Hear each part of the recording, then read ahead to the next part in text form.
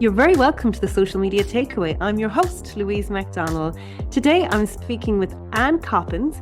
Anne is a gamification expert and an award-winning speaker with over 20 years experience in creating behavioral change through games and play. She is the founder of GamificationNation.com and Playerance.com. You're very welcome to the show, Anne. Thank you. Thanks, Louise. Thanks for having me. It's my pleasure to have you here, all the way from Stockholm. Yes. Isn't the internet great? It's fantastic. It's fantastic. It's as if we're next door. I know, it's great. It really has facilitated so many relationships and work, isn't it? It's really, Absolutely. it is wonderful. So Anne, tell us a little bit about your backstory. Tell us about how you got into gaming and all of that. Yeah, long story. I'll try and keep it short though. I've always loved games. So as an 8-year-old, I actually declared to my dad I was going to be a game designer. I loved making games even then. And my dad was a teacher at the time, and he converted into being a journalist after that. But he said, there's no money in games, you got to get a real career. So I did that too. I listened to my dad, and in a roundabout way, found my way back into games and gamification. So I studied marketing, I studied change management, ended up in a career in change management in the consulting field.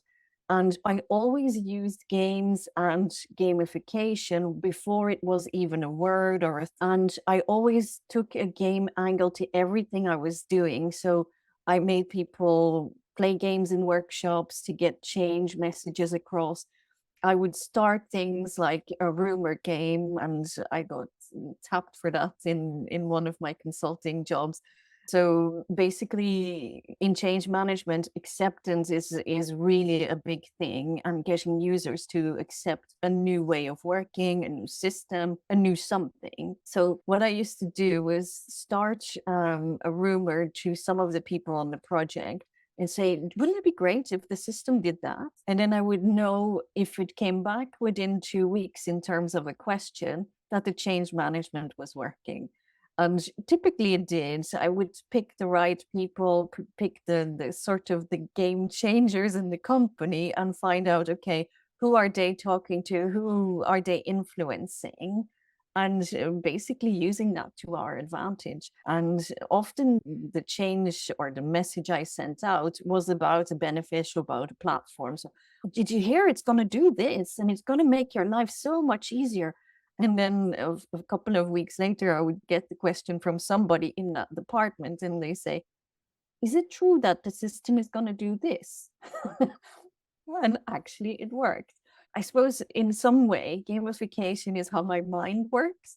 So I would set myself up with, a reward or games. All of my birthday parties through the years, they were all games. I remember my confirmation. We had this huge life-size board, and everybody had to throw like a dice that was nearly as big as a big barrel. So, and you had to throw it, you landed on a number, and then you had to run into the forest and find a number. And there you had to do a task. So we had the whole family all over the place, and it was a bit fixed because the confirmation person always won. Did you come up with that game? Did you design No, it? I think this my parents are, they were really creative. So I do blame them a little bit for that. But Wow. it was huge fun. And all of my parties though were full of games. So it was something I was passionate about. And then in change management, it actually worked in my advantage. And then, so I had a degree in marketing, an MBA with change management as the main topic. And then in my 40s, I was basically looking at a career change because I was fed up with consulting and doing internal training. I did it really well. I was really good at it, but I sort of felt, no, I want to really follow through on my passion. And that was games. And I studied game design then. And in 2012, decided to take the plunge and start Gamification Nation with a bit of a mission of upsetting the then, young boys group of people that were involved in gamification. Because in 2012, it was, mainly young white boys and one Asian, also boy, and no women. And some of the gamification that was on the market was hyper competitive, really tailored to that peer group of young people being super competitive. But I felt as a 40-something woman that, you know what, I love games, but not those. So I wanted games that were more appealing to a wider market, more collaborative, more inclusive. And that was my intention. Is I entered the gamification space to bring the feminine voice and make it a bit more inclusive. And I got absolutely slaughtered for that. No Um, way. I upset the apple cart. I did actually speak on the topic a bit and all that. So yeah. So, but before we go any further, I know there's plenty of people listening in that won't know what gamification is. And even though I've been doing my research on you, I'm still not that sure either. Because even when you were talking about games, like I just assumed they were all computer games. It No, didn't no. occur to me absolutely. So when you're saying there, oh, you rolled the dice and you ran into the process. Like it never occurred to me that the games weren't looking at a screen. Absolutely right to ask, is I think that's the very first question I get asked pretty much everywhere when I'm networking, is that what is gamification? Give me what? Now people have heard about gamification and some pretend to know. As a definition, we call it's adding game elements and game mechanics and game psychology to non-game situations. So that could be recruitment, that could be marketing, that could be employee engagement, customer engagement, etc. So it's using games for other objectives. Like if you break down games, they are things that have a goal. So typically gamification has a goal, and you add game elements. So game elements can be a leaderboard, for example. It's the most commonly known way of gaming, but you can have a leaderboard for many things. It's been in sales like since forever. So people have heard about these things. Now, the game mechanic called leaderboard brings with it the game dynamic of competition straight away. If you look at a lot of social media, a lot of marketing, you have a lot of data, a lot of tracking. A lot of that is used in games also, because you need to give people feedback as to how they're doing. People are attracted by the emojis or the likes on a post in social media. So that's a gamified way of tracking your performance. It's also appealing to that psychology of I want to be liked by other people, which is a really strong motivator for a lot of people. So gamification is sort of applying game elements to non-game situations, but it can be online, it can be offline, it can be digital, it can be totally like we design card games, board games. In fact, the first thing I did when I was going to workshops with people that wanted to make a gamified solution is I created my own game card deck, because I was dealing with people who said, well, I don't play games, I don't like games, and you have to convince me. And I said, let's play a game. So I have a game card deck, which basically breaks down everything we need in order to build a gamified solution. So we need a player, and everything we do in gamification is about understanding your player, which is not actually that vastly different from marketing, because you need to know who you're marketing to, you need to know what motivates them, what drives them. Gamification is very much, in my view, 80% psychology, 20% elements, dynamics, the technical stuff. And, I'll give you a good example of a gamified thing that was not actually a digital solution. We were approached by an insurance company and they said, look, we have a sales kickoff coming up. We want something to help people understand cybersecurity more. And I said, great. And they said, we're thinking about this board game and everybody competes against each other. And I asked them, I said, is that really what you want? Because I said, you're talking salespeople, they're super competitive. They already deal with leaderboards every day of the week, want to earn more, do more, etc. And I said, wouldn't it be better that if everyone played together around the table in a collaborative game, so that people would still be talking to each other at the end of the kickoff? So they went with that. So we built a board game that basically simulated a cyber attack. You were representing one of their companies. So they were selling to manufacturing, health, finance, and a few other company types. So you picked what company type you had. Everybody around the board had a role. So some of them were HR, some were marketing, some were the CEO, the COO, the CTO, whatever C-suite you have, and then the marketing intern, some random players. So, and everybody had influence on the board. So depending on what attack card you picked, the severity would basically mean that some of the things were harder to fix than others. And if you had still money left at the end of round 5, you won the game. After round 3, it became a game where you actually had to negotiate. Okay, what do we leave vulnerable and what's really mission critical? Okay. And it's those things that actually the salespeople remembered. And when we asked the clients, so what was the outcome of all of this?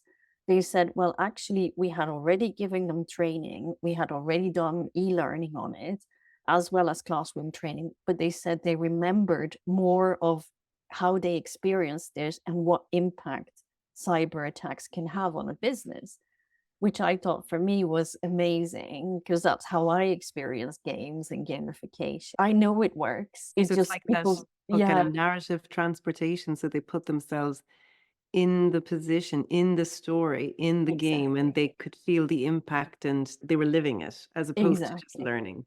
Exactly. And then when they went back on calls with clients, they could say, oh, well, that happened to us in this game where, we had, and all of the examples that we use in the game were the most typical things that they had to insure for. So it could be the CEO that left his briefcase on the train. In the briefcase was the laptop got hacked, therefore got into sensitive information. You had, people showing their password or had really bad passwords. So we had really simple things that everybody could relate to and at least had done. We kept strictly away from everything super technical because we said, no, we don't want to go down that rabbit hole. We want to stay at the human level, very much engaging people in what they know. And actually, the thing that brought home the impact of gamification for me was working on a TV show, actually, for RT many, many moons ago.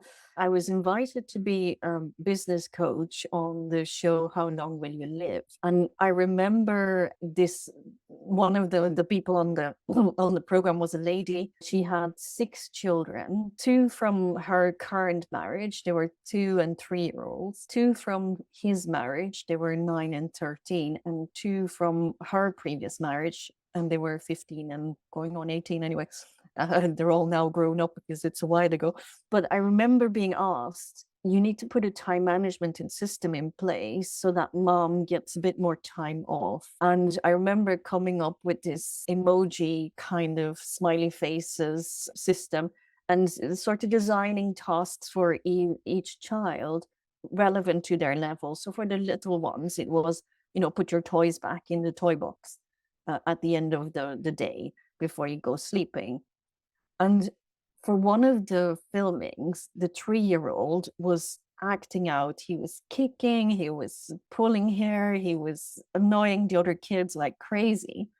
So, and he kept on doing it all the way through the filming for the show. When it came to me presenting this, I suppose, a leaderboard to the family, he pleaded, like it was heartbreaking. He pleaded, Mom, can I please have a happy face? Because I will be good for the rest of the week and I will do everything right. And I was like, it broke my heart, but Mom had to be tough because that was how the game was set up to work. It's like you got a happy face if you did your jobs and you were good, but you got an unhappy face if you didn't, So it was all about collecting all happy faces, and then you could decide at the end of the week what the family would do as a family get together, a family outing. And that was what drove home the impact of simple game mechanics on what we do day to day. So the inner child lives in all of us. So my expectation is that no matter who, no matter where, play can have an impact. We just need to design it in such a way that you don't go, no, that's not for me. My mind is buzzing with ideas now because I just assumed it was all online. And now when I think, God, a game can be so simple, wow, that's really, really impactful. So tell us a little bit more about the psychology behind it all. Yeah, it's all about the psychology of motivation. So it's really understanding what drives people to do something in a certain situation. And this is something we put in as part of our design process. If we cannot interview your target audience, we cannot design an amazing custom-made game. It's as simple as that. We can design for a process, but we cannot guarantee that it will work.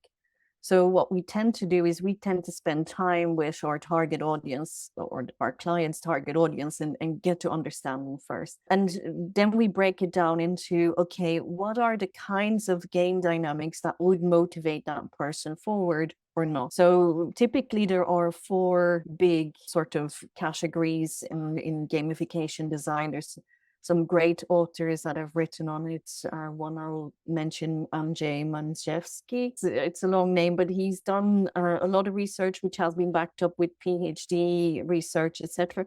He says there's 6 different types, but 4 main differentiators. Some people are socially motivated. So if there's a gang going, if there's a group happening, they're in effectively. So they'll play because everybody else is playing, or it's fun to do it together. You have the people that want to win at all costs. So you have those, they exist in every line of business and probably in every function. And they will play if they can win. And their level of entry is more, okay, do I have the skills? Do I have a good shot? Okay, I'm in. So they will play and they will play hard. So they will also cheat if they got away with it. So those are ones to watch for. Then you have the ones who play for a cause. So they need to buy into it. They might not be that, gamey in the first instance, but if it's for a good cause, they will get involved. And if I can then be close to the person who's important, I'll earn the right to be close to them. That means I'm one of the good ones in that cause and helping the cause. They're also in. Okay. Then you have the ones who want to they play, but they'll play their way. So they want to like, oh, this shiny object, kick that. What does that do? Oh, that didn't do what I expected. Can I change it? So they want to control the game. They want to be able to sort of make it look their way. So for every player, you have different game mechanics that will drive them forward. So what we try and do is look at, okay, the majority of players in your target audience are 1 or 2 profiles. Typically, it's 2 major ones and then maybe some sub ones. We're working a lot with engineers and scientists. For some reason, I don't think we've sort of landed in that category. I'm not sure if that's because they already know they play games or not, but we've often been asked, how can we appeal to more engineers or more scientists to be recruited into specific roles? We know from research we've done with a few engineering organizations that they like games, but they don't need them to be easy. They need them to be tough. They need them to be respectful of their skills. They need them to show, okay, I've made good progress here, but I've got a bit more challenge to go. So to design for them means you need to get really close to their subject matter, otherwise it won't appeal. We also did a game not so long ago for a pharmaceutical company where we effectively designed an endless runner game. So it's where you run and avoid things and jump over, slide under, that type of thing. It was an online game, but it was aimed at people to want to join the manufacturing environment. So people that would work in shifts in a factory. So they wanted people that were agile, that were happy to do that kind of ducking, diving, jumping. So, and through that, they basically collected all sorts of vaccines, medicines, boxes, And at the end, you got an impact score because that was a brand message for the company to say, hey, you've made X amount of great impact on the world, on health, on animal welfare, human welfare. So it was all tied into their brand messaging. So the psychology is super important. If you don't get that right, people don't play. That's amazing. Yeah. My next question here, and I'm so tempted just to ask it for myself. I have a social media agency and I have an academy. And obviously I'm always using social media. And my goal is that I help businesses use social media to grow their business. So how could I use gamification? How could you see me using that? In a It's a cheeky, multitude of ways. cheeky question. Yes, yeah, guys. But it's good. I'm happy. Just because I'm actually so intrigued because I finally get it. Awesome. That's good. There's many ways. I guess social media as a system is already very gamified. So if you have people that are using social media, you have an inkling that they probably are open to gamification. So you're on a winner there. So that's the first thing I would say. And play to what works for their business, because that's still important. See, because social media is also a form of marketing, I would say always know the profile of the players that they're trying to appeal to and make the challenges appropriate to them. We have a platform called Playerins, which is our gamified quiz platform. A lot of our clients use that for social media to attract more people into their funnels. It's effectively a gamified quiz. So you think of it like a game show. We have the game show music. It starts, which means that people have to I click because the music has started. Got to do something here. And the countdown timer starts, so you get your scores counting or your time counting, and the score comes down as well. So there is a psychological pressure. Oh, I got to do something. I got to do something quick. When you answer correctly, you lock in the score of that time. So you learn in the first question, oh, this is good, this is helpful. And then you know that you've got to do either better or as good as the previous question in order to get the maximum score. And our clients are often retailers and in the e-commerce world, what we see is that they get great conversion. So once a person starts to play, 80% of players finish the game, finish the quiz. If there is a reward attached, something that they really want, like a gift voucher or points, because some of the clients we have point systems, it unlocks a special goodie that's exclusive to that quiz, for example. We see the actual conversion rate of people playing and leaving their details will go up to 40%, and in some cases 80%. The 80% are those from companies with loyalty schemes. So if they have a points bonus attached, I can guarantee you they're on the 60, 70, 80% mark, depending on how well targeted the quiz is and the prize is to the target audience that they're releasing it on. So that's one example. I would say quizzes are fun. Most of us have played them in our Facebook feed. What Disney character are you? And in reality, it gives you a lot of marketing data, because in the platform, we can see exactly what people answer, what they get right, what they get wrong, and where they leave, if they leave before they finish. Okay. So you collect data as well. So from your perspective, I would say it's rich data. It's fun to bring people along the line, but you need to make the game appropriate to your customers. So if you have, let's say, reluctant people that don't want to do, or not sure, or not sold on social, I would say a personality type quiz could work really well. It's like, what kind of social media should you be using? And then based on the questions, you design a profile. And I think the more hilarious the profile, the more fun people have in completing it. So I did one recently for a gamification conference where we had 6 different kind of gamification types. And they were like the mage, the storyteller, the Imagineer, so I made different persona based on what I thought would relate to that type of person based on the kind of questions I was leading up to. So have fun with it. I think that's always the key.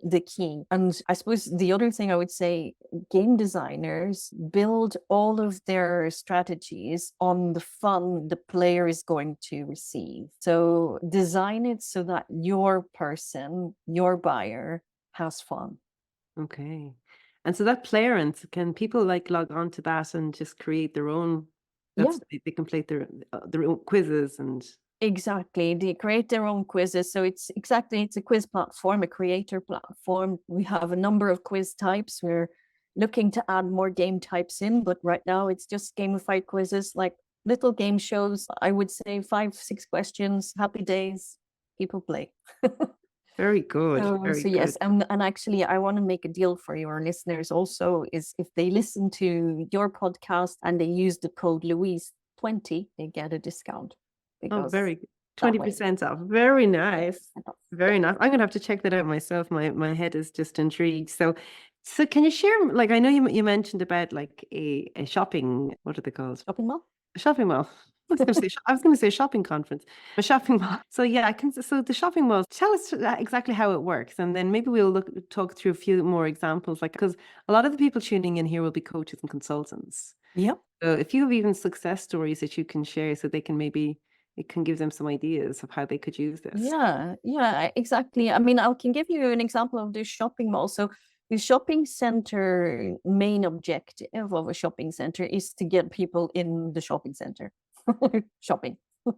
So obvious to some, but so their marketing is targeted to that. They then choose peak marketing times or off-peak marketing times to drive people into the shop or into the shopping center. So for example, for Valentine's Day, they basically did a campaign with all of the stores in the shopping center, where if you came in with the code that you unlocked from playing the quiz, you got your money off. Now, typically the buyer in the Valentine's Day is not the lady. So it was a bit of an effort to get a gentleman to come in. So they wanted something that was meaningful and that they were going to show it. That quiz, off the top of my mind, had something like 70,000 players, and they're in a small town in Sweden. And out of the 70,000, about 40% left their details. So there was a lot of people looking for the money off so they could go and buy the gift. So that's one example. I can't tell you if they then reimbursed it, but that's for them to say. But we can see that anytime they had targeted campaigns, sometimes it's one store, sometimes it's all of the stores, it worked really well. So I presume that you designed the quiz and then they pushed it out through social media, is it? They design it themselves even. We don't even get involved. We just provide a platform. They design the quiz, and then it's shared through QR codes on posters in the shopping center, but also in their advertising campaigns on their social media. So they would have been really heavy on Instagram. They would have been really heavy on their Facebook feed. And basically, yeah, people scan it and then the quiz starts. So Okay. it's as simple as that. So that's how they work it. The thing we did at the conference we met at for Pat's Lottery, we had a conference, the Make It Happen conference. And basically, we had a quiz beforehand. So, what type of conference participant are you? To sort of get the conversation started. People didn't all know each other when they arrived. So, it was definitely a conversation started when in the group I was in the bar. Maybe because I influenced it, but it was definitely something. And then people was like, "Have you not done it? Here's the link. You got to go and do this because it's really interesting." But what comes out of it is that Pat and Donna, who organized the conference, got some really amazing data out of it. They learned that people like to attend events in person, that they like them to be business, but a little bit casual. They like networking sessions. So they got some really good information out of it, because we had questions in the questionnaire to say, what are the topics you want to learn more about? What do you like in terms of setup? And, people came out with the majority, one of two profiles. So One was a business learner and the other more of a social learner. So both were highly rated. And thankfully, I created that quiz. I also created a Muppet. I always think you need a Muppet on the balcony that gives you that. Oh, I wouldn't do that. No, that won't work. So I always like those in it. So I had one profile that would work out like that, and only one person landed on that. So I assume they were trying it out. They were testing it. Very good, very good. I was reading one of your blogs about the whole notion of using gamification to attract employees. I thought it was really clever. I mean, it's harder and harder to get the right people. And I think that's where gamification comes in. So for the manufacturing example, that's Endless Runner game we created, it was really about getting to know who's the right profile, where do they live, what do they do, do they already enjoy, and then getting more of the same. So we try and build as much of that into the game as possible. We're currently working on some cybersecurity games for recruitment, also for the UK, for one of the UK agencies. And there we are really targeting people that have an engineering mindset, a really technological, researchy mindset. So but they don't have to have a degree in IT or a degree in engineering or robotics or anything like that. They just want people that are attracted to the challenges. So what we're doing is we're setting up puzzle-based challenges to see how do they think around this.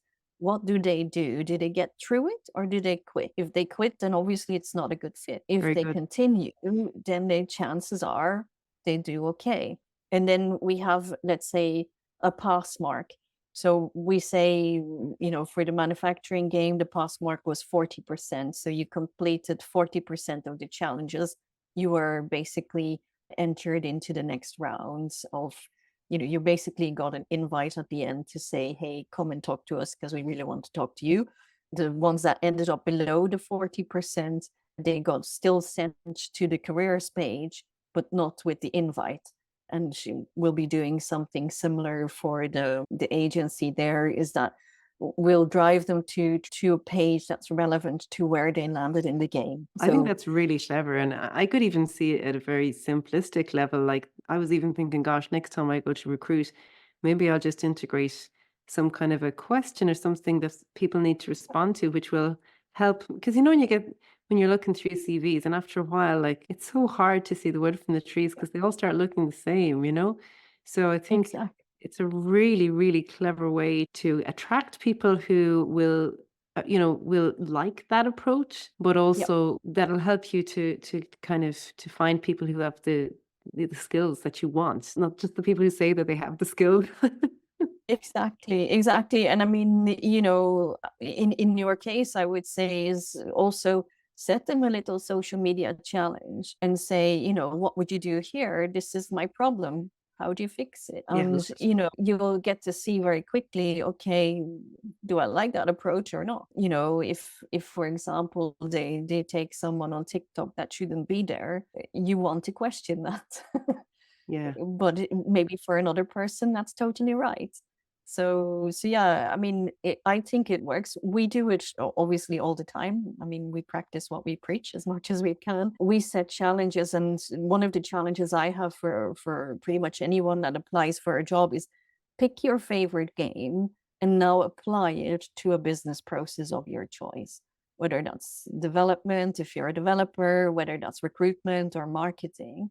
And I get them to talk me through it, and I get some amazingly creative answers. I mean, we hired someone and they played FIFA, the football game online.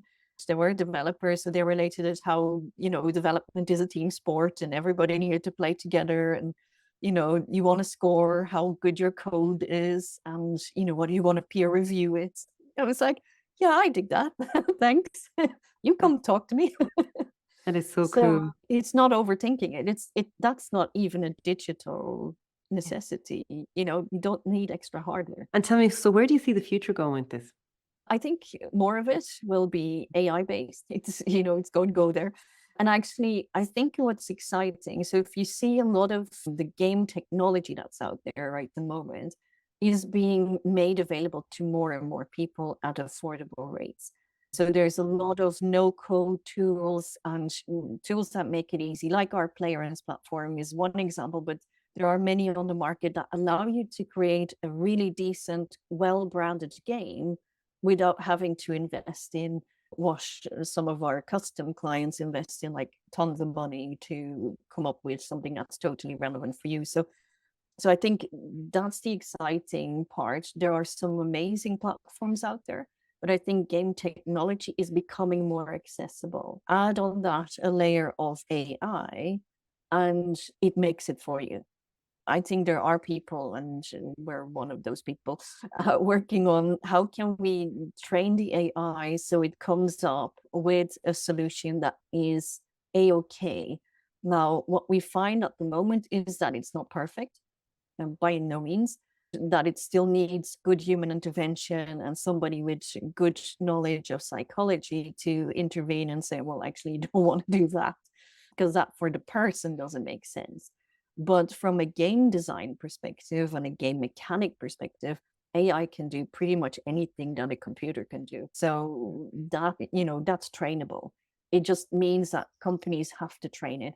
What I love about where it's going, so NVIDIA, which most people might have heard of because of stocks, and they get a bit of news lately, but they're basically the hardware that powers a lot of the servers that do AI, but also traditionally did gaming.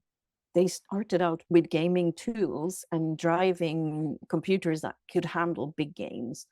Because as soon as you have a big game where lots of people sign on at the same time, play together, that's where you need lots of computer power. So they built that, and they then transferred that knowledge to how AI is being powered and actually are bringing the two together. So in my view, you'll see lots more digital twins, which means that it's a digital replica of what you see in the real world. So if we in the future need to make a game for a manufacturing company, we can replicate their company or some of their design based on just pictures. Wow. At the moment, we still do that, but we have to design it from scratch. So we do take pictures, and I do have an amazing graphic design team that basically then builds it up into a 3D model, and we put as much detail as we can on it. But that can be done these days with AI pretty accurately. And yeah, some of the tools out there are really exciting, really amazing. At the beginning, Anne, you were telling us a little bit about how you disrupted the whole industry by being not the typical profile. So you weren't male, you weren't, well, you weren't old, but you certainly weren't the same age profile as the people who were driving the industry. Just, you might finish by just telling us a little bit about that. Yes. So I intended to ruffle the feathers of the industry, and I did. Good So for you. I think that was essential as well. I think it was back 2014, but I spoke at an event in Barcelona, the Gamification World Conference. I think that's what it was called.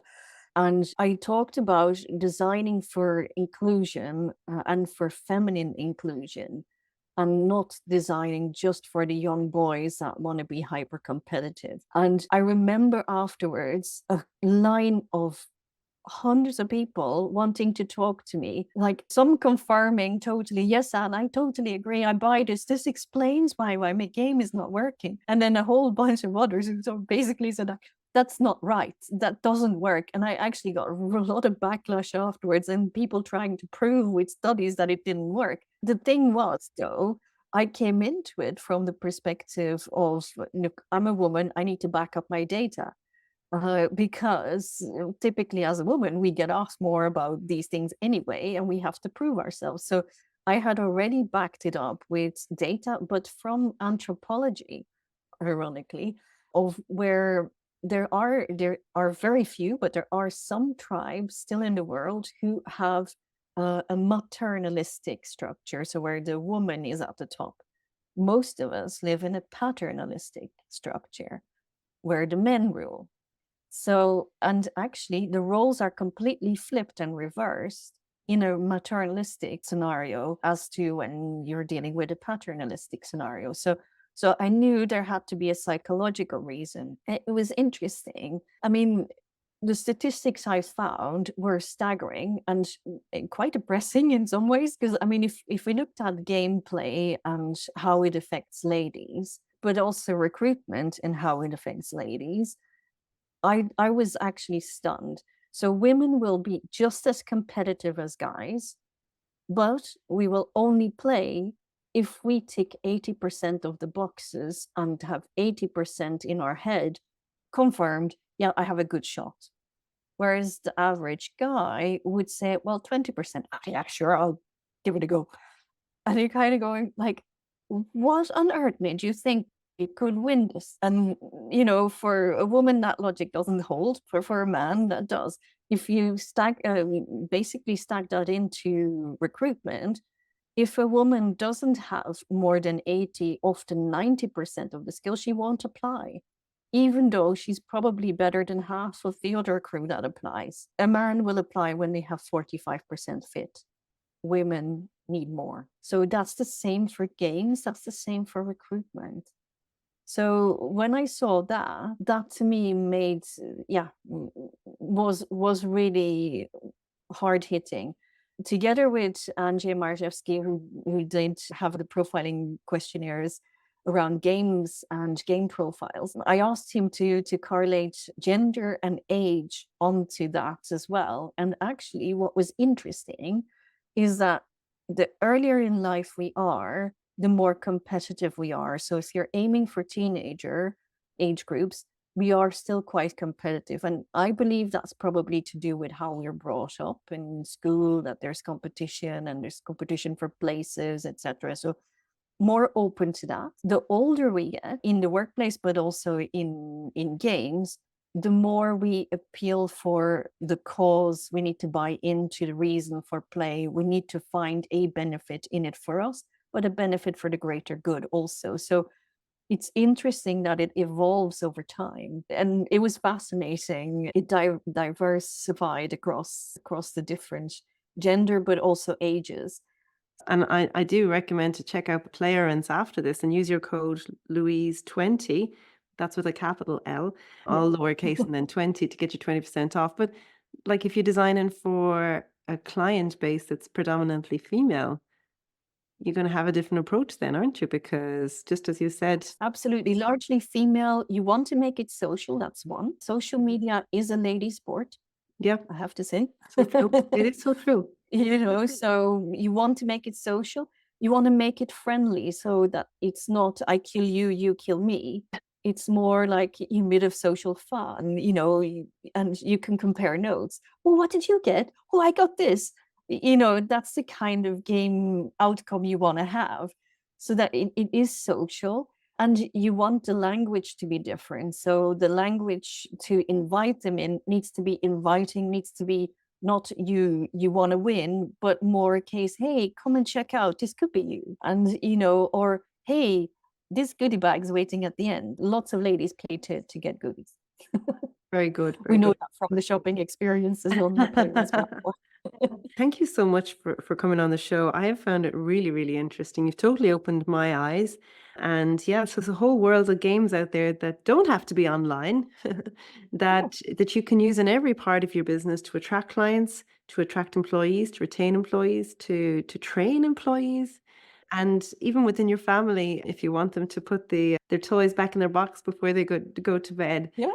So it can be used in every aspect of life. Thanks so much for coming on. Thanks so much for sharing your story and all your experience. I've really enjoyed it. So if people want to find you, just do you want to remind them where you're hanging out? Yeah, I'm pretty much all over the internet, so, so I'm easy to find. But LinkedIn is probably the easiest one. You just find me by Anne Coppens. If you Google Anne Coppens, you'll find me. Fantastic. Well, thanks so much, Anne. And I look forward to checking out playerance.com. Super. Thanks for having me, Louise. I much appreciate it. You're welcome. You're welcome. Thanks for listening to the Social Media Takeaway podcast. If you loved this episode and want deeper support with your marketing, head over to sellonsocialmedia.academy/hello.